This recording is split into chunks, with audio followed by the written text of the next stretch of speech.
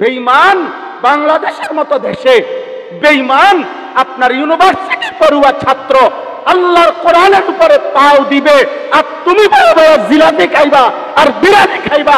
এত বড় মুনাফিকের চেহারা আর শাহিমের মালিকের সামনে কিয়ামতের দিন কেমনে দেখাইবা বেটা?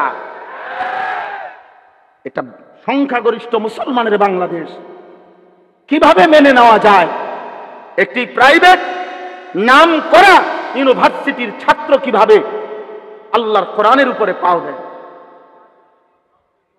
এত বড় মিথ্যাবাদী, যেগুলো বলছে পাগল, হে পাগল, ওরার 14 গোষ্ঠী পাগল বেটা। তোরা পাগল, ওই বেঈমান পাগল না। ওই বেঈমান বেঈমানের এজেন্ট হয়েই আল্লাহর দ্বীনকে অপমানের জন্য এটা করেছে। পাগল কেমনে প্রাইভেট ইউনিভার্সিটিতে পড়ে? দেখি প্রাইমারি স্কুল পাইছো তুমি? আস্তাগফিরুল্লাহ। এজন্য যুবক মুসলমানের নওজোয়ান মনে রাখো, বেঈমান বারবার টোকা দেয়, বারবার টোকা দেয়। যেদিন দেখবে তোমরা সত্যিকারে মরে গেছ, যেদিন দেখবা তোমাদের ঈমান আর ঘটছে না, যেদিন দেখবা তোমাদের নবীর বেইজ্জতির পরেও তোমরা মোবাইল থেকে চোখ ফিরাও না, নারী থেকে চোখ ফিরাও না, বছরের পর বছর ফজরের নামাজ পড়ো না, একদিন এমন হবে তোমাদের আর ঈমান জাগবে না। সেদিন দুশমন চূড়ান্ত হামলা করে ধ্বংস করে দিবে। এই জন্য তার আগেই জেগে ওঠা দরকার, জাগা দরকার। মুসলমানের নওজোয়ান, ইসলামের মধ্যেই তোমার সম্মান। মুসলমানের নওজোয়ান, রাসূলুল্লাহ সাল্লাল্লাহু আলাইহি সাল্লামের সুন্নাতের মধ্যেই তোমার ইজ্জত। ওই চুল বেঈমানের মতো রাখো না, তোমার নবীর মতো রাখো। ইনশাআল্লাহ দুনিয়াও দামি হবা, আখিরাতও দামি হবে। ঠকবা না রে বাপ। মুমিন ঠকে না, মুসলমান ঠকে না। আল্লাহকে মানি না কেউ ঠকে নাই, নবী সাল্লাল্লাহু আলাইহি সাল্লামকে অনুসরণ করে কেউ ঠকে নাই, ঠকে নাই। কোন আউলিয়া, কোন আল্লাহর প্রিয় বান্দাই পৃথিবীতে বেইজ্জতি হয় নাই।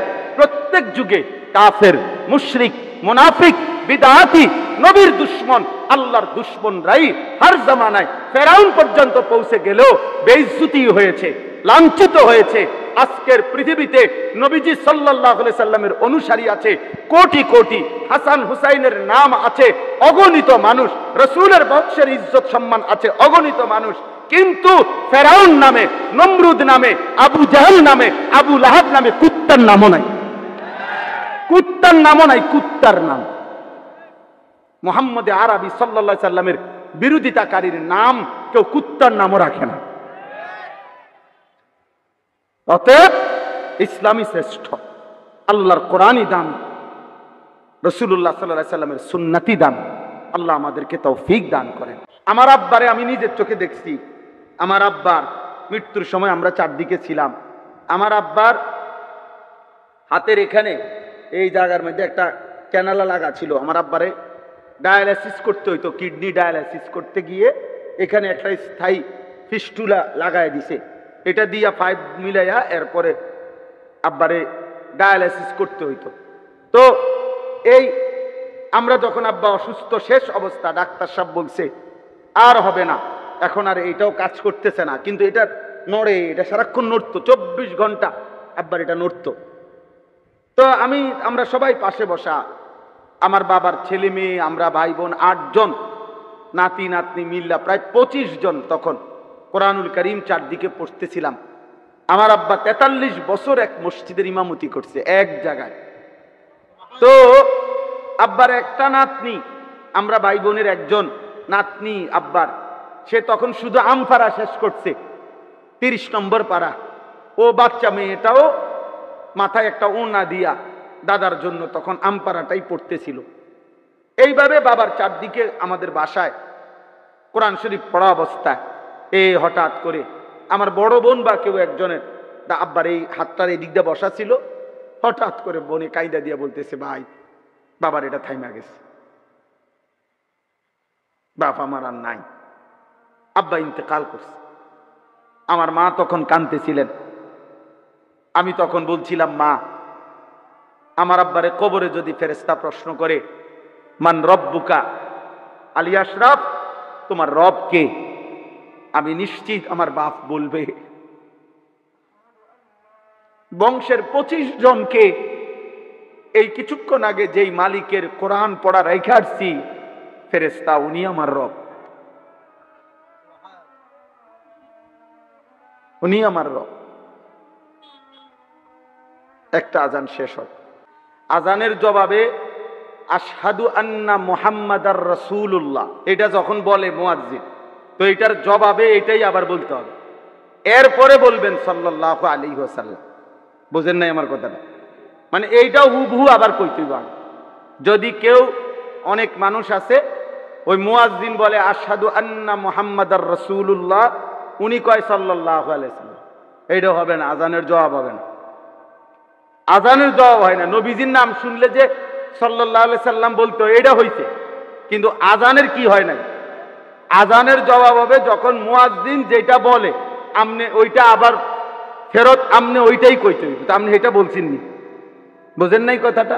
এইটা মনে রাখবেন, এটা মনে। এবং আজানের পরে রাসূলুল্লাহ সাল্লাল্লাহু আলাইহি সাল্লামের বিশুদ্ধ হাদিস যে নবীজি বলছেন আজানের পরে দুরূদ শরীফ পড়তে, এরপরে দোয়া পড়তে, সব হাদিসের কিতাবে আছে। অতএব এটাই সুন্নাত।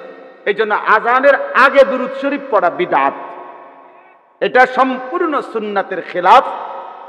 যদি কেউ বলে অসুবিধা কি, না অসুবিধা কি, এটা কোনো দলিলের কথা না, অসুবিধা নাই। অসুবিধা কি আবার? এ কোনো কিতাবে কথা নাই যে উম্মত দলিল হইল যে এ কথা বলা যে অসুবিধা কি। অসুবিধা তো রুকুর আগে কইলেও নাই, তো আপনি রুকুর আগেও বলেন, আপনি সেজদার আগে দিয়েও যদি দুরূদ শরীফ পড়েন, আর আমি যদি বলি অসুবিধা কি, তো এই কথা বললে হবে? অসুবিধা এটাই যে নবী সাল্লাল্লাহু আলাইহি সাল্লামের আমলের মধ্যে এটা নাই, সাহাবাদের আমলের মধ্যে এটা নাই। অতএব আপনার এত এশকও ভালো না, না আপনি এত এশকের দরকার না, আপনি এশকর লিমিটে থাকেন। সুন্নাতের উপরে মহব্বত দেখাইলে ভালো। নবীজি সাল্লাল্লাহু আলাইহি সাল্লামের একটি একটি সুন্নাত জীবনের জন্য দামি। সুন্নাতের প্রত্যেকটা সেকেন্ডে আল্লাহ তাআলা নেকি দান করে। সুন্নাত বিহীন খুদার কসম একেবারে আসমান পরিমাণ বিদআত করলেও কোনো লাভ হবে না, কোনো লাভ হবে, কোনো লাভ হবে, কোনো লাভ হবে। কোনোরই গাছ জোরে ঠেলাঠেলি করলে হইতো না। আপনি এতে কইবেন ওয়াহাবি, হেতে কইব সুন্নি, এই ঠেলাঠেলি করবেন, কন্যাকন্যি করবেন। হ্যাঁ, না না না, ঠেলাঠেলি কন্যাকন্যির বিষয় না। আপনি আপনার অনুসারী নিয়া নবীর সুন্নতের আমল করেন, আমি আমার অনুসারী নিয়া নবীজির সুন্নতের আমল করেন। হাসরের ময়দানে ফায়সালা হবে কার মা আছে কার মা নাই, অসুবিধা নেই। ঠেলাঠেলি করার কি দরকার আছে? কথা বুঝছেন না? সুন্নি ওয়াহাবি কি দুটা মার খান, তো আর কি তা পিটাপিটির কি আছে, ঝগড়াঝাটির কি আছে? রাসূলুল্লাহ সাল্লাল্লাহু আলাইহি ওয়াসাল্লামের ভালোবাসা জিলাপি নয়, নবীজি সাল্লাল্লাহু আলাইহি সাল্লামের ভালোবাসা বিরিয়ানির ফোটলা না, নবী সাল্লাল্লাহু আলাইহি সাল্লামের ভালোবাসা 12 ডেক খিচুড়ি না। আমারে বলছে দোয়া করেন হুজুর, 18 ডেক করছি খিচুড়ি, দোয়া করতাম। আমি বললাম দোয়া করি সামনের বছর জানে 20 ডেক করতেন পারে, আর বাংতি 2 ডেক রাখছেন কিনতেন ভাই, দোয়া করতেন 18 ডেক খিচুড়ি। আরে সুবহানাল্লাহ, কামিয়াব কামিয়াব, 18 ডেক খিচুড়ি খাবাইতে আছে। আস্তাগফিরুল্লাহ, আস্তাগফিরুল্লাহ, এটা কোনো কামিয়াবি না। বলে তো খিচুড়ি খাওয়া হারাম না? হারাম না। জিলাপি খাওয়া হারাম না? হারাম না। বিরিয়ানি খাওয়া কি হারাম না? হারাম না। আমি এটা বলি না, কিন্তু আমল করা, সুন্নাত অনুপাতে জীবন পরিচালনা করা। আজকে 30 বছর ধরে বিড়ি খান, আমনে আশেকে রসুল, এর চাইতে বড় মিথ্যাবাদী আর কেউ হইতে পারে না। আজকে 40 বছর ধরে সুদ খায়, ঘুষ খায়, কিস্তি নেয়, সাদওয়ানে ভাইয়া টেলিভিশন দেখে, নর্তকীর নাচ দেখে, নাটক সিনেমা দেখে, এবারে যদি বলে আমি আশেকে রসুল, এটা মিথ্যা মিথ্যা মিথ্যা মিথ্যাবাদী বেটা।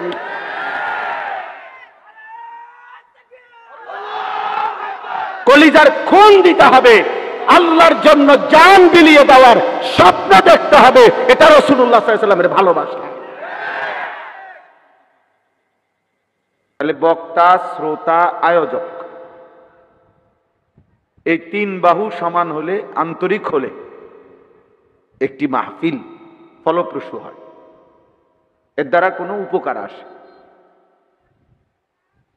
কোরআনুল কারীমের মধ্যে আছে, এই যে ভাই তোমরা দাঁড়ায় আছো, যারা ছেলেরা তোমরা বসো, না হলে চলে যাও। যদি কারো বসতে অসুবিধা হয় চলে গেলে ভালো, দাঁড়ায় থাইকো না ভাইয়া। যদি কারো সময় না থাকে তো যে কাজে দরকার ওই কাজে চলে গেলে ভালো, আর নাই তো বসতে হবে। স্বেচ্ছাসেবক ভাই তোমরা বসাও ছেলেদেরকে। অনেক শ্রোতা দিয়ে কোনো কিছু আসে যায় না। অনেক লোক হইলে বা কম হইলে কোনোটার মধ্যেই কোনো সফলতা ব্যর্থতার কিছু নেই। সংখ্যার ভিত্তিতে ফেরেশতারা নেকি লেখে না। অতএব এটা আহামরি কিছু না। একজনের জন্য আল্লাহর কথা যে পরিমাণ গুরুত্বপূর্ণ, 1 লক্ষের জন্য একই গুরুত্বপূর্ণ, সমান গুরুত্ব। তো কাজে এটা তো নির্বাচনী জনসভা না, আমি কোনো প্রার্থীও না, আমার কোনো মার্কাও নাই। তো অতএব আর সমস্যা কি? লোক কম হইলেই কি আর বেশি হইলেই কি? আমার আল্লাহর কথা না বলা দরকার, আখেরাতের ফিকির দরকার। আমি স্লোগান দিয়া করবো কি আর চিৎকার দিয়া করবো? 10 লাখ মানুষ স্লোগান দিলে একসাথে শুভেচ্ছার স্বাগতম, অমুক সাহেবের আগমন, তো খবর রাজা মাফ, তো তো আর লাভ হলো কি? আর এই স্লোগান দিয়ে ঘাস কাটবো নি? বলে এদের কিচ্ছু আসে যায়, বেহুদা। এই ছেলে, এই অপদার্থ বেটা, নিষেধ করা হয়েছে না বেটা মোবাইল তুলতা না? ফালতু কোথাকার। তোমার মোবাইলের ছবি তোলা বাকি থাকলে অন্য কোথাও তোলো গিয়ে। রাস্তায় গাড়ি আছে, সিএনজি আছে, অটো আছে, এগুলো উঠাও। কংসনগর উঠাও, ভালো হইব। যেই জ্যাম বাজ্যাতায় এটি যদি বেশি প্রচার হয় তাহলে ভালো।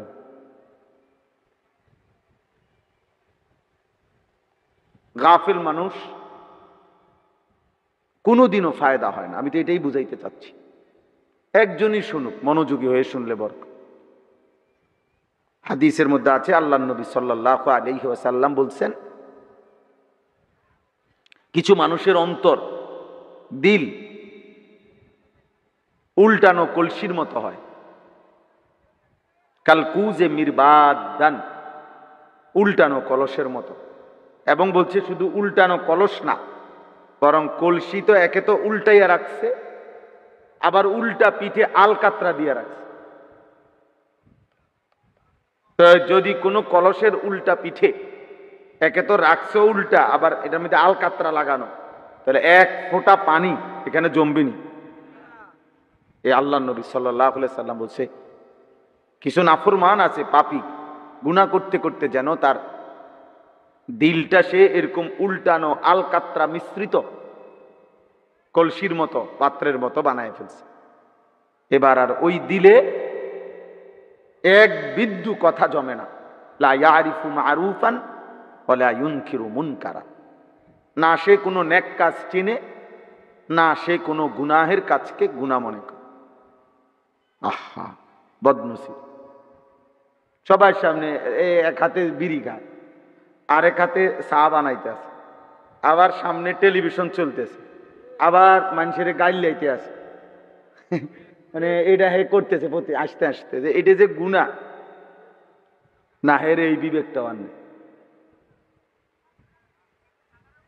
এটা যে গুনাহ এর এটাও মনে নেই, এটা যে গুনাহ।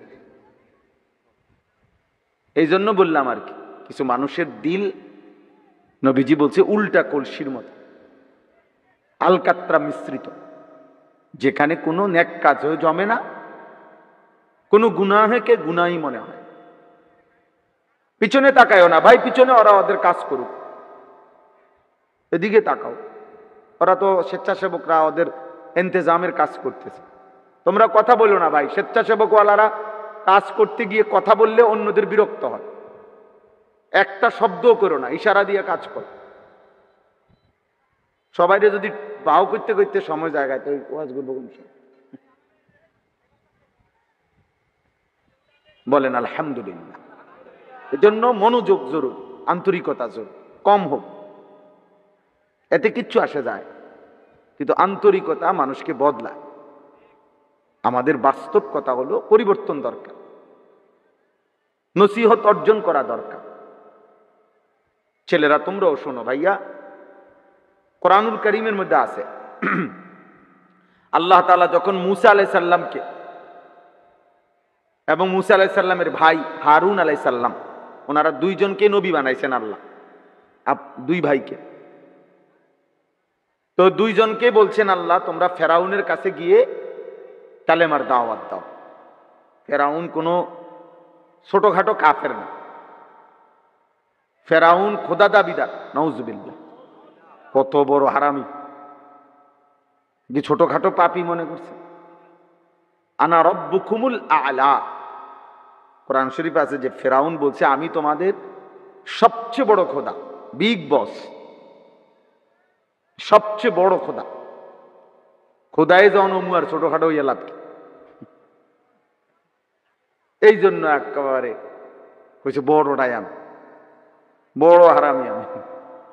তো এত বড় কাফের, এত নিকৃষ্ট কাফের, তাফসীরের মধ্যে আছে 40 বছর ফেরাউনের কোনদিন একদিন 1 মিনিটের জন্য সর্দি কাশি মাথা ব্যথা পেটে ব্যথা এক বিন্দু হয়নি, কোনদিন একটা হাসিও দেয়নি,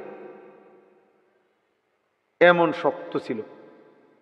ফলে সে মনে করছে কিরে আমার কোনো রোগ নাই, ব্যারাম নাই, বিপদ নাই, অ্যাক্সিডেন্ট নাই, অসুখ নাই, বিসুখ নাই, তাইলে আমি তো মানুষ না, মানুষ হইলে তো কিছু জ্বর সর্দি হইলে হইতো, কি কওয়া যায়। আমি তো চিন্তা করছি যে আর খোদা হওয়াই বাকি, এটাই কইয়া লাগছে। নাউজুবিল্লাহ।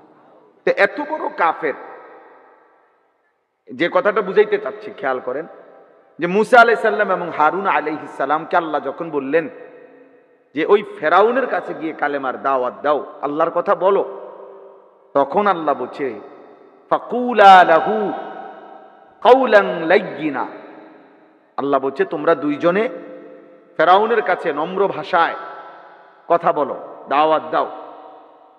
কেন? লাআল্লাহু ইয়াতাযাক্কারু আও ইয়াখশা, এই কথাটা বলতেছে।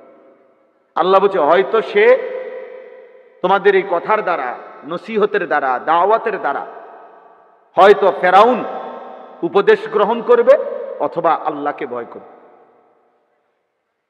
তাহলে ফেরাউনের মতো নিকৃষ্ট কাফেরের কাছেও যখন আল্লাহর কথা বলে, তো আল্লাহ তাআলা বলতেছেন উদ্দেশ্য হইল যেন সে উপদেশ গ্রহণ করে অথবা আল্লাহকে যেন ভয় করে। তো সেখানে আমাদের মুসলমান, মুসলিম পরিচয়ধারী আমরা, আমাদের কাছে আল্লাহর কথা বলবার, শোনানোর মাকসাদ কি? উপদেশ গ্রহণ করা, আল্লাহকে ভয় করা। তো সেটাই যদি অর্জন না হয়, তাহলে বাংলাদেশের আরো 30 জন বক্তা একত্র করলাম, 1 লাখ মানুষ হইল, সবাই সবার মতো চলে গেল ফিরে, এরপরে অর্জনটা কি? লোকেরা বললো আর কি, যে ছেলেদেরকে যে হ্যাঁ তোগো মাহফিলে লোক হইছে, হ্যাঁ তো লোক হইছে, ঠিক আছে, এরপরে এরপরে কি হইছে? লোক হইছে আর কি, 1 লাখ লোক হইছে, হ্যাঁ তো এরপরে এরপরে কি ঘোড়ার ঘাস? 1 লক্ষ লোক হয়েছে, তো এখন আগামীকালকে থেকে তোমরা কেউ, যেহেতু তোমাদের মাহফিলে 1 লক্ষ লোক হয়েছে, অতএব তোমাদের আর কোনো চিন্তা নাই, তোমরা খাও দাও ফুর্তি করো, তোমাদের কবর রাজা মাপ। তাহলে তাহলে এটা কোনো বিষয় না, বা বরং ওই যে লাআল্লাহু ইয়াতাযাক্কারু আও ইয়াখশা, আল্লাহর কথা বলবার আয়োজনের মাকসাদ আল্লাহর বান্দা উপদেশ গ্রহণ করবে অথবা আল্লাহকে কি করবে? ভয় করবে, অথবা আল্লাহকে ভয় করবে। এই 2 মাকসাদ হাসিল হইতে হবে। এই 2 মাকসাদ অর্জন হওয়ার আল্লাহ তাআলা কোরআনুল কারীমের মধ্যে বলছেন অহুয়াল্লাযী জাআলাল লাইলা ওয়ান নাহারা খিলফাতান লিমান আরাদা আন ইয়াযাক্কারা আও আরাদা শুকুরা। আল্লাহ নিজে বলেন আল্লাহই রাত এবং দিন পর্যায়ক্রমে বানাচ্ছেন। কেন? আল্লাহ নিজেই বলেন লিমান আরাদা আন ইয়াযাক্কারা। কেন আল্লাহ রাত আনে, কেন আল্লাহ দিন আনে, সূর্য কেন ডুবে, সূর্য কেন ওঠে? আল্লাহ বলেন উদ্দেশ্য হলো আমি আল্লাহ তাআলা রাত্র এবং দিন বানাচ্ছি আমার যে বান্দারা আমি আল্লাহকে স্মরণ করতে চায়, আমার ইবাদত করতে চায় তাদের জন্য, এবং যারা আমার নেয়ামতের শুকর আদায় করতে চায় তাদের জন্য। এজন্য বাস্তব সত্য কথা ভাই, কোন বাটপার সিটারের জন্য রাত হয় না, কোন সুদখোর, হারামখোর, কোন জিনাখোর, ব্যভিচারী, কোন লম্পট দুশ্চরিত্র, অসভ্য চরিত্রহীন, কোন বেহায়া বেপর্দা, কোন হারামখোর, ওই নাফরমানদের কারণে সে পৃথিবীর যত বড় ক্ষমতাধর হোক, সে 7টা পৃথিবীর বাদশা হোক, মূলত তার জন্য রাত হয় না, তার জন্য সূর্য ওঠে না।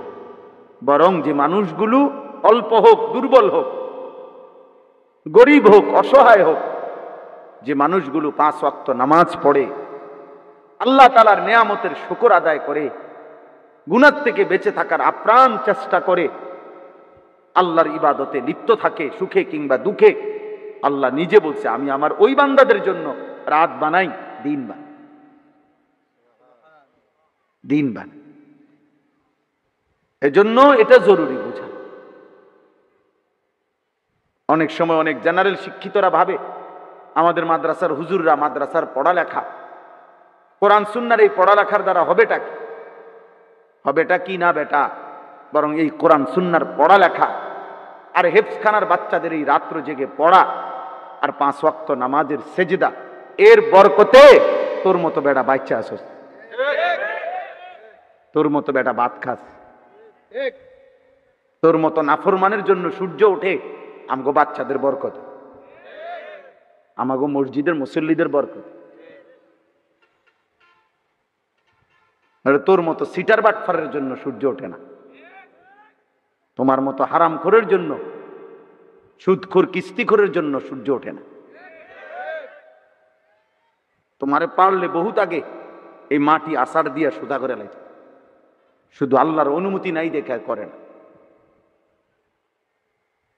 প্রত্যেকটা গুনাহের পরে মাটি আল্লাহকে বলে মাওলা পরে উল্টাই দেই, আল্লাহ বলে না, অপেক্ষা করি, তওবা করে কি। প্রত্যেকটা নাফরমানির পরে ফেরেশতা আল্লাহকে বলে আল্লাহ ওরে ঘাড় মটকাই দেই, ও আপনার নাফরমানি করছে, ওই দেখেন একটা, এই বেটা প্লাস্টিক কোথাকার, আরে অপদার্থ রে, গাদ্দার। মানে কিছু ছেলে আছে গাদ্দার, হুজুর তোর বাপ কইলো আমি মোবাইল চালাম, কারণ আমি পৃথিবীতে জন্মই নিছি মোবাইল টিপতাম, মোবাইল ছাড়া আমি কাটা মুরগির মতো প্রয়োজনে ছটফট করে মরে যাব। কঠিন বাবা, এটা বুঝো না তো তোমরা, এটা মাসহুর। পূর্ববর্তী জামানায় মানুষকে জাদু করা হইতো, জাদুগ্রস্ত ব্যক্তি নিজের কোনো নিজস্ব বুদ্ধি বিবেক অনুভূতি কাজে লাগাইতে পারে না। আজকের এই মোবাইল আমাদেরকে মাসহুর বানায় রাখে, অর্থাৎ জাদুগ্রস্ত ব্যক্তির মতো দুশ্মন সম্পূর্ণ তাদের আয়ত্তে আমাদেরকে নিয়ে গেছে। ফলে ওরা আমাদের মুসলমান, আমরা আমাদের চুল, চেহারা, লেবাস, পোশাক, চলাফেরার ডিজাইন সকল কিছু ঠিক করে দেয় ইয়াহুদিরা, খ্রিস্টানরা, হিন্দুরা, কাফেররা, বৌদ্ধরা, নাস্তিক, মুরতাদ। ওরা মুসলমানের যুবকের চুলের স্টাইল ঠিক করে, ওরা প্যান্টের ডিজাইন ঠিক করে দেয়। ভাইয়া এটা বোঝা উচিত, এটা কাপুরুষতা, এটা পরাজয়, এটা ব্যর্থতা, এটা দাসত্ব, এটা গোলামি, এটা বেঈমানের কাছে মাথা ছোট হওয়া, এটা বেগায়রত, আত্মসম্মানহীন মানুষের পরিচয়। যে তার নিজের সৃষ্টিকর্তার সাথে কোনো সম্পর্ক নাই, তার নবীর সাথে যার কোনো সম্পর্ক নাই,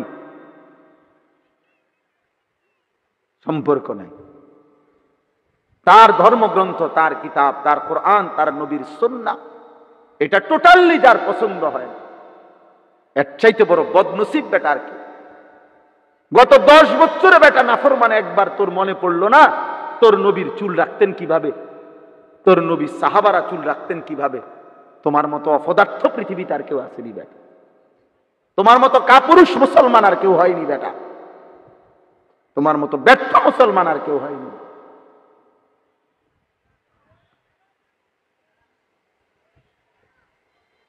তুমি একবারও মনে হয় না যে আমার নবী চুল রাখতেন কিভাবে, আমার নবী সাল্লাল্লাহু আলাইহি সাল্লাম কি পোশাক পরতেন, আমার নবী সাল্লাল্লাহু আলাইহি সাল্লামের সুন্নাত কি, নিয়ম কি, কি বলে? এই জন্য এটা কাপুরুষতা, ব্যর্থতা, এটা দুর্বল মানসিকতার কাজ। এই জন্য দেখবেন এটা নিয়ম, যত মানুষ দাড়ি কাটে ওদের মধ্যে হীনমন্যতা থাকে। দাড়ি কাটা মানুষের হিম্মত কম, পৌরুষ কম, সাহসিকতা কম। এটা পরীক্ষিত কথা। কেন? কারণ সে তার চেহারার মধ্যেই নিজের পৌরুষ ধরে রাখতে সাহসে কুলায় না। তারা কে বলছে দাড়ি কাটতে? হয়তো তার সমবয়সী বন্ধু বলছে, আর কে হয়তো বিবি বউ বলছে, আর কে হয়তো বসে বলছে। তো এই সাধারণ একজন মানুষ একটা বউর কাছে হেরে গেলা, সামান্য বন্ধুর কাছে হেরে গেলা, তাহলে আখিরাতের মুক্তি মিলবে কিভাবে? এজন্য আমি নিজে কিতাবে পড়ছি, বইতে, যে কাপুরুষ স্ত্রীর জন্য দাড়ি কাটে, বীর পুরুষ নবীজি সাল্লাল্লাহু আলাইহি সাল্লামের জন্য দাড়ি রাখে।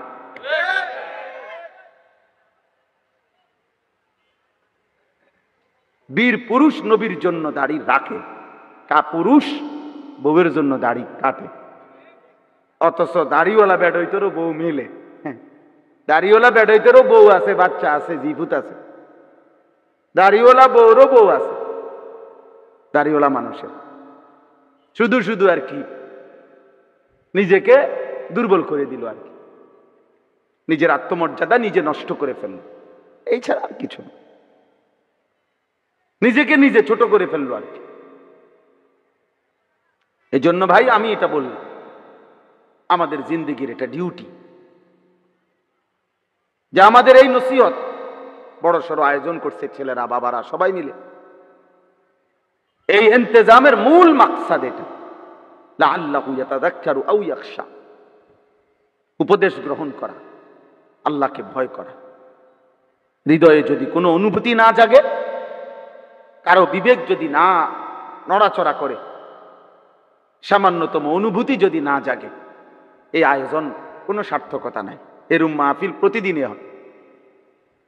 আমরাও 12 মাস ওয়াজে যাই, তো কাজে এখানে কোনো নতুন কোনো ম্যাজিক না যে আপনি একটা মাহফিল করে উল্টে এলেছেন, না, উল্টানের কিছু নেই। মাহফিল প্রত্যেক দিনে হয়, সারা বাংলাদেশে লক্ষ লক্ষ মাহফিল।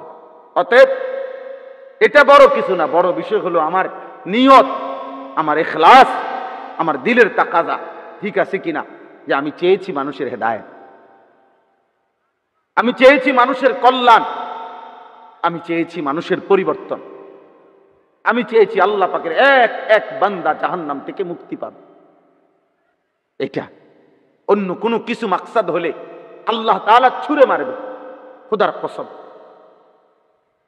হাদিসের মধ্যে আছে, আল্লাহ বলছেন হাদিসে কুদসি, আনা আগনা শুরাকা বি, আল্লাহ বলছেন 99 ভাগ কোন আমল যদি আমার জন্য হয়, আর 1 ভাগ অথবা 1 ভাগের 4 ভাগের 1 ভাগও যদি অন্য কারো গায়রুল্লাহ, অন্য কাউকে লোক দেখানোর মানসিকতা থাকে, খোদার কসম আল্লাহ বলেন আমি আমার 99 ভাগও ছুঁড়ে ফেলে দেই, পরে দিয়ে দেই, যা ওই যারে তুই 1% দেখাইবার জন্য করছিলি তারই 100 দিয়ে দে, আমার লাগবে না, যা বেটা, তোর এটা আমি নিতাম না বেটা। আল্লাহ বলছে আমি নিতে হলে 100 ভাগ আমার নিতে, পুরাটাই আমি চাই। অতএব শুধু দান সদকা করলে হবে না, দান সদকার মধ্যে ইখলাস থাকতে হবে। আপনারা তো দেখছেন আজকে 4 বছর 5 বছর আপনাদের সাথে আমি কম বেশি পাশে ছিলাম। এখন আমি আপনাদের কাছে এতদিন বলি নাই, এখন মূল উদ্দেশ্যটা বলতেছি, আমি অল্প কিছু নির্বাচন করতে চাই। হ্যাঁ, আসল জায়গা তাইছেন। হ্যাঁ, গত 27টা বছর এর লেগে দিয়ে গেছিলেন, যদি না জিতেন তো নির্বাচনও, দুনিয়ার পদও পাইলেন না, আখেরাতেও গোড়ার ঘাস পাইলেন না, কি হবে তখন? আর দুনিয়া পাইলেই বাকি, দুনিয়া পাইলেও ছেড়ে দিতে হয়, দুনিয়া না পাইলেও ছেড়ে দিতে হয়। দুনিয়া যদি কেউ 1000 মিলে তবুও সে মরে যায়, দুনিয়া যদি কেউ কিচ্ছু না পায় তবুও মরে যায়, তবুও মরে যায়। এক অনিবার্য সত্য, এক চিরন্তন বাস্তবতা, মৃত্যু। মৃত্যু এই পৃথিবীর কেউ যা অস্বীকার করতে পারে না। একটা ছোট্ট পিঁপড়াও বাঁচতে চায়, কিন্তু শেষ পর্যন্ত মরে যায়। একটা কুকুর রাস্তার, সেও লাঠি দেখাইলে দৌড় মারে, সেও বাঁচতে চায়, কিন্তু একদিন সেও মরে যায়। একটা মশা উড়ে চলে যায়, সেও বাঁচতে চায়, কিন্তু নির্দিষ্ট সময় পরে সেও মরে যায়। রব্বুল আলামিন বলেন, এই পৃথিবীর কেউ মরতে চায় নাই, কিন্তু কেউ থাকতে পারে। কেউ থাকতে পারে, তুমিও পারবা না বান্দা। এক চিরন্তন বাস্তবতা, এক অনিবার্য সত্য, মৃত্যু, যা তোমাকে গ্রহণ করতেই হবে। ওয়াজাআত সাকরাতুল মাউত বিল হক যালিকা মা কুনতা মিনহু তাহিদ। আল্লাহ বলেন, সত্য সত্যই একদিন মৃত্যুর যন্ত্রণা এসেই যাবে। যেই মৃত্যু থেকে, যেই মৃত্যুর যন্ত্রণা থেকে আমার বান্দা তুমি পলায়ন করেছিলে। তুমি মরতে চাও নাই, তোমার দাদাও মরতে চায় নাই, থাকতে পারে নাই। তোমার বাবাও মরতে চায় নাই, থাকতে পারে নাই। তোমার বাপ চাচা বংশের পূর্বপুরুষ কেউ মরতে চায় নাই, কিন্তু কেউ থাকতে পারে নাই। সুখের কিংবা দুঃখের মরণ হয়েই যায়। হাসলেও মরে যাবেন, কাঁদলেও মরে যাবেন, সুখে থাকলেও মরে যাবেন, দুঃখে থাকলেও মরে যাবেন। প্রিয় নওজোয়ান, রং তামাশার এই হায়াত, তুমি যদি একটা সেজদাও না দাও তবুও তুমি মরে যাবা। আর যদি তুমি 5 ওয়াক্ত নামাজের সেজদাও দাও, তুমি মরে যাইবা। আমল করতে করতে তুমি যদি আব্দুল কাদের জিলানীও হও, তবুও মৃত্যু হবে। নাফরমানি করতে করতে যদি তুমি ফেরাউন নমরুদ হও, তবুও মরে যাও, তবুও মরতে হয়। আল্লাহ তাআলা কোরআনুল কারীমে বলছে, প্রত্যেকের, নবী কিংবা উম্মত, ইমাম কিংবা মুসল্লি, আলেম কিংবা পাবলিক, ইমানদার কিংবা নাফরমান, অনুগত কিংবা অবাধ্য, প্রত্যেককেই মৃত্যুর যন্ত্রণা, সাকরাতুল মাউত গ্রহণ করতে হবে। এই জন্য আমাদের নবী সাল্লাল্লাহু আলাইহি সাল্লাম, তারও মৃত্যুর যন্ত্রণা ছিল। সেই আদম, নূহ আলাইহিস সালাম, ওনাদেরও সাকরাতুল মাউত, মৃত্যুর যন্ত্রণা হয়েছে। আবার ফেরাউন, নমরুদ, হামান, কারুন, তাদেরও মৃত্যুর যন্ত্রণা। মৃত্যুর যন্ত্রণা থেকে কেউ রেহাই পাবে। সাকরাতুল মাউত, ওয়াজাআত সাকরাতুল মাউত বিল হক যালিকা মা কুনতা মিনহু তাহিদ। সাকরাতুল মাউত প্রত্যেকের, প্রত্যেকে। বাকি মুমিনের মৃত্যু যন্ত্রণা আর কাফেরের, বেঈমানের, নাফরমান, পাপীর মৃত্যু যন্ত্রণা পার্থক্য আছে। পার্থক্য আছে। পার্থক্য কি? মুমিনের মৃত্যু যন্ত্রণা, যন্ত্রণা হয়। ইমানদার, মুত্তাকি, নামাজি, সেজদাওয়ালা, তারও ভীষণ যন্ত্রণা হয় মৃত্যুর মুহূর্তে। কিন্তু সেই যন্ত্রণার ভিতরেও খোদার কসম, সে খুশিতে আনন্দিত হয় যে আমার বন্ধুর সাথে আমার রবের মোলাকাতের সময় হয়ে গেছে। সে তখন ভাবে, সে বুঝে, সে বুঝে, সে ভাবে। কিন্তু মৃত্যুর যন্ত্রণা হয়। এই আমার বক্তব্য, আমি যেই আয়াত পড়ছি, আমি এটা বোঝানোর জন্য যাচ্ছি। এজন্য দোস্ত, মৃত্যুর যন্ত্রণা প্রত্যেকের হবে। 900 বছর যে সুখে কাটাইছে, তাকেও আমার একটা আশ্চর্য লাগতেছে যে অগো মাহফিল কি কালকে না আজকে, আমি এটা বুঝতেছি। মূলত মাহফিলটা কি আজকের মাহফিল না আগামীকালকে মাহফিল? তা আজকে হইলে হেরা, আমিও না আইলাম ওয়াজ করতে, মাগরিবের পরে আইয়া সমস্ত কামের টাইম হইল। এটা কি ধরনের কথা বলেন? আমি যদি এখন বন্ধ করে দেই ওয়াজটা, তো কি হবে?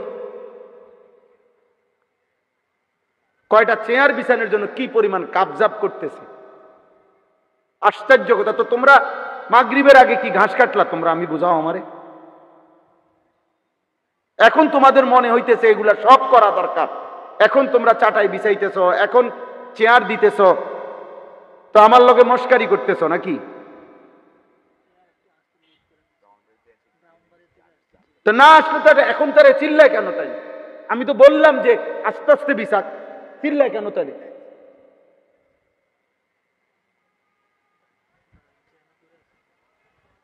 আস্তাগফিরুল্লাহ। আরে ভাই, আমি আবারও বলছি, আমার মাকসাদ তো আমি পরিষ্কার বললাম যে শুধু কেবল একটা আয়োজন করছি আমরা, এদূর না, এটা কোনো ফায়দা আসে না। বিরাট আয়োজন হয়েছে, না না, বিরাট উরাট করলে কোনো লাভ হইতো না। উম্মতের বদলাইছে কিনা এটা দেখার বিষয়, কারো বিবেকে আছে কিনা, কলিজার মধ্যে অনুভূতি যাচ্ছে কিনা, এইটা মাকসাদ।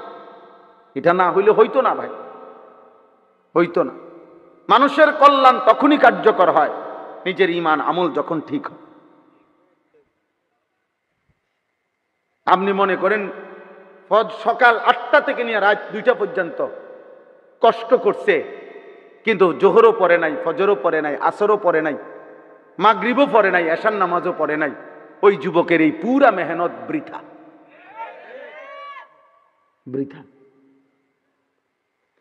ভোর 6টার থেকে রাত 2টা পর্যন্ত বন্যার্থ মানুষের পানি ডুবা ডুবা ত্রাণ দিছে, কিন্তু তাই না ফজরও পড়ে নাই, জোহরও পড়ে নাই, আসরও পড়ে নাই, মাগরিবও পড়ে নাই, এশাও পড়ে নাই। আবার অবসর হয়েছে আর পর থেকে নিয়ে মোবাইল নিয়ে বেডি দেখা শুরু করলো। এই এই ভালো পরোপকার, এগুলা বৃথা, বৃথা।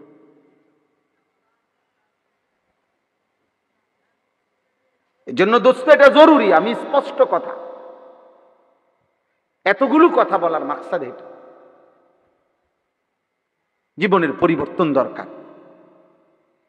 এক এক সময় আমার কাছে কিতাব আছে, হযরত আবু দারদা রাদিয়াল্লাহু তাআলা আনহু, উনি বলছেন, নবীজির একজন বিখ্যাত সাহাবী। শোনেন মিয়া, ছেলেরা, বাপ, তোমরা যারা শুনতেছো শোনো।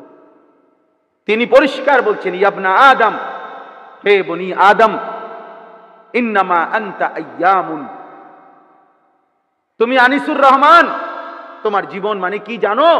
তিনি বলেন, হে হে বনি আদম, তুমি আসলে কিছু দিন, কিছু সময়, কিছু ঘন্টা মিনিটের সমষ্টি, এটাই তোমার জীবন। ইন্নামা আনতা আইয়ামুন, আইয়াম কিছু দিনের সমষ্টি, এরই নাম তোমার হায়াত, এরই নাম তোমার হায়াত। যখনই তিনি বলছেন, ফাইদা কাদা মিনকা ইয়াউমুন, যখনই তোমার থেকে একটা দিন, একটা ঘন্টা চলে যায়, তখন ইনকাদা বাদুক, তোমার জীবনের হায়াতের একটা অংশই কমে যায়, তোমার হায়াতের একটা অংশ কমে যায়। এজন্য প্রতি ঘন্টা আমার যায়, প্রতি মিনিট আমার যায়। আমার আগেও পৃথিবীতে ঘন্টা মিনিট ছিল, আমার মৃত্যুর পরেও পৃথিবীতে ঘন্টা মিনিট, আলো সূর্য সব আসবে, কিন্তু আমি থাকবো না। দোস্ত, তুমি আমি মরে গেলে যদি পৃথিবীর মানুষ চাঁদের দেশেও চলে যায়, আধুনিক হইতে হইতে, উন্নত হইতে হইতে এই গ্রহের মানুষ সব যদি মঙ্গল গ্রহেও গিয়া বাসা বাড়ি বানায়, তো আমার লাভ কি, তোমার লাভ কি? আমি তো মরে গেছি, তুমিও তো মরে গেছো। বাকি মানুষ চাঁদের দেশে গেলে কি? বাকি মানুষ মঙ্গল গ্রহে লাফাইলে আমার কি? আমি তো নাই, আমি তো নাই।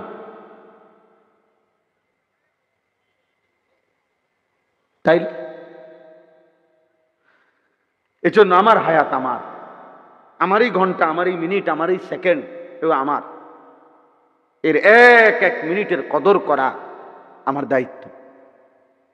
এটাই তো আমি বললাম যে আল্লাহ বলেন, বুঝে থাকো আর না বুঝো, খেয়াল করো আর না করো, কাজে লাগাও কিংবা বরবাদ করো,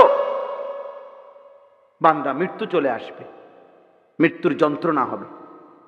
এক মানুষের মৃত্যুর যন্ত্রণা প্রত্যেককে গ্রহণ করতে হবে। ইমানদারের মৃত্যু যন্ত্রণা হয়, নাফরমান বেঈমান পাপীরও মৃত্যু যন্ত্রণা হয়। সাকরাতুল মাউত, এটা কোরআনের শব্দ, আল্লাহ বলছেন। এই মৃত্যু যন্ত্রণা ইমানদারের জন্য আনন্দের, বেঈমান মুশরিক নাফরমান পাপীর জন্য ভীষণ কষ্ট, ভীষণ কষ্টে। বাকিগুলো পরে, মালাকুল মউত আজরাইল যখন জান কবজ করে তখনও ভীষণ কষ্ট হয়। কবরের জীবন ভীষণ কষ্টের, হাসরের ময়দানের দাঁড়িয়ে থাকা ভীষণ কষ্টের, মিজানের পাল্লায় বিচারের জন্য, আমলের মাফের জন্য দাঁড়িয়ে থাকা কষ্টের, ফুলসিরাত পার হওয়া কষ্টের, জাহান্নামের আযাব বড় কষ্টের।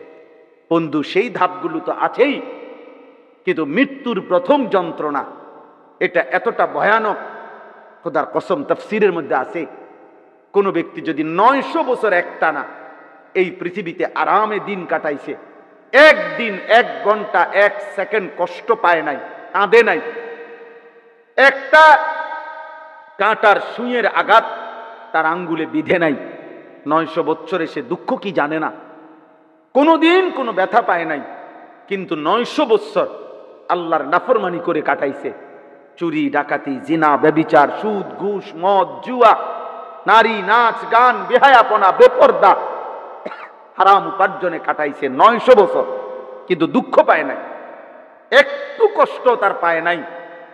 আল্লাহর কসম তাফসীরে আছে 900 বছর পরে প্রথম যেদিন মৃত্যুর সময় হবে, আর এই মৃত্যুর যন্ত্রণা সাকরাতুল মউত যখন শুরু হবে, তো প্রথম সেকেন্ডে 1 সেকেন্ডে ওই নাফরমান বেঈমান তার 900 বছরের সুখ আর আনন্দ প্রথম সেকেন্ডেই ভুলে যাবে।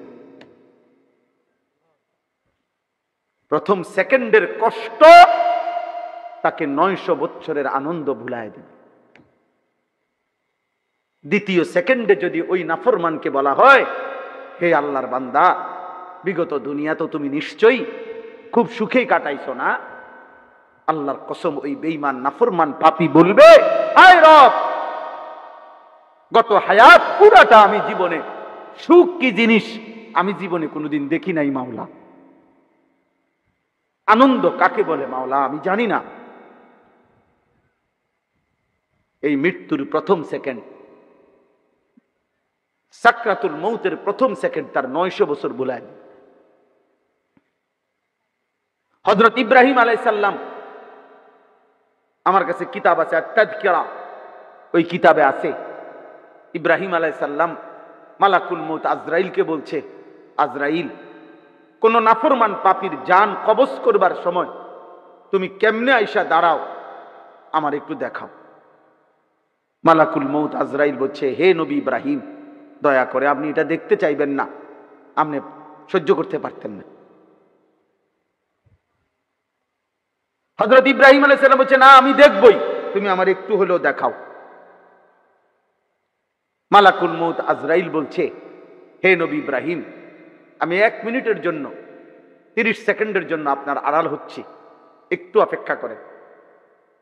আজরাইল একটু সময়ের জন্য আড়াল হইয়া আবার আসছেন। হযরত ইব্রাহিম আলাইহিস সালাম মালাকুল মউতের এই জিহ্বা বের করা এবং পুরা দেহর মধ্যে ধাউ ধাউ আগুন জ্বলতেছে, এই চেহারার দিকে এক নজর শুধু ইব্রাহিম তাকাইয়া চিৎকার দিয়া বেহুশ হয়ে গেছে। ফালাম্মা আফাকা, যখন ইব্রাহিম নবীর হুঁশ ফিরে আসছে, ইব্রাহিম আলাইহিস সালাম তখন আবার দেখতেছে মালাকুল মউত স্বাভাবিক আকৃতিতে।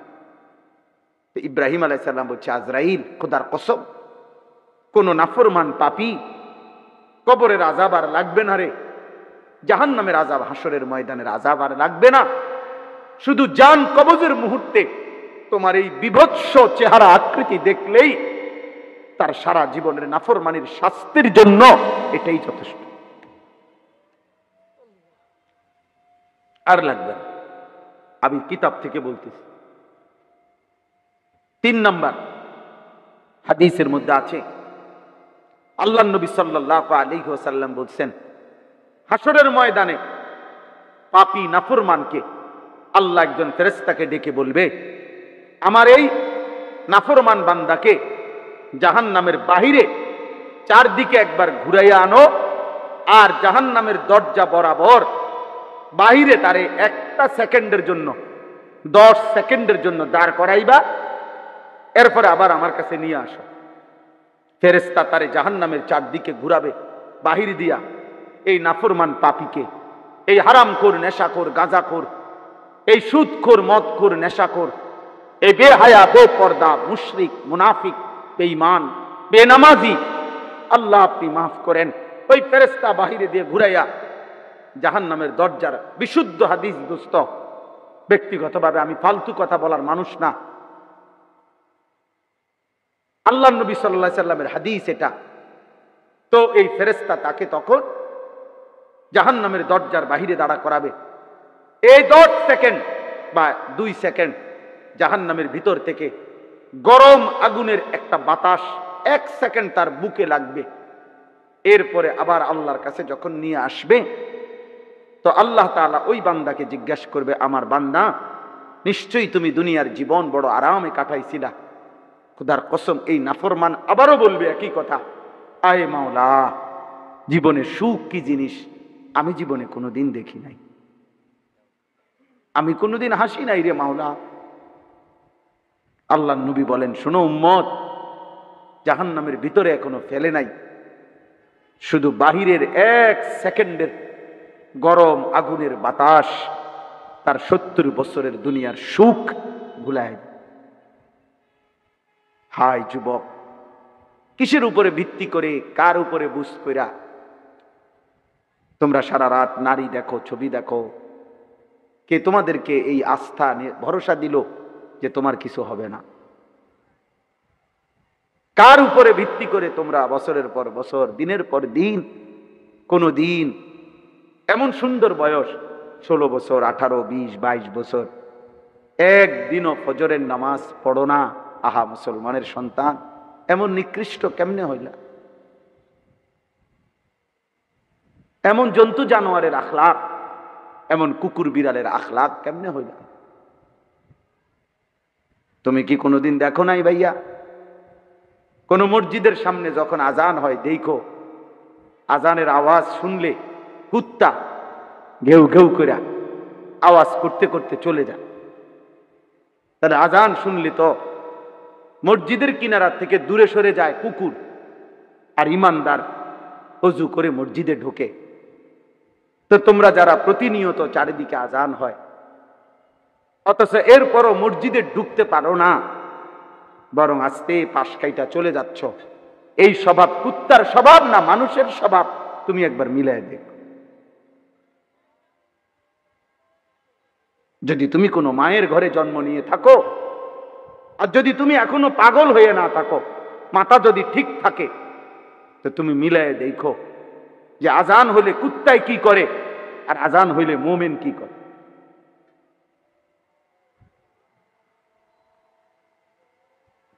তাইলেই তুমি তোমার আখলাক খুঁজে পাইবা, মিলাইতে পারবা, মিলাইতে পারবা। আল্লাহ আমাদেরকে হেফাজত করেন, আল্লাহ আমাদেরকে বুঝ দান করেন, আল্লাহ আমাদেরকে ফিকির দান করেন। আমার ভাই, একটা একটা যুবক দোস্ত, এই হই হুল্লুর তামসা, মোবাইল, নারী, ছবি, ছবি উঠানো, চুলের ফ্যাশন, মোটরসাইকেল, কোন অসৎ দুশ্চরিত্র মেয়ের সাথে সম্পর্ক, প্রিয় বন্ধু, এর কোনোটাই আখিরাত তো দূরে থাক, দুনিয়াও কাউরে ইজ্জত, সম্মান, শান্তি, নিরাপত্তা, একান্ত শান্তিও দেয় না, শান্তিও দেয়, শান্তিও দেয়। চরিত্রহীন যুবক অচিরেই তোমার বিবি হিসাবে যদি কোনোদিন কেউ ঘরে আসে, দেখবা ওই নারীও চরিত্রহীন। এটা আল্লাহর ওয়াদা, কোরআন শরীফে ওয়াদা।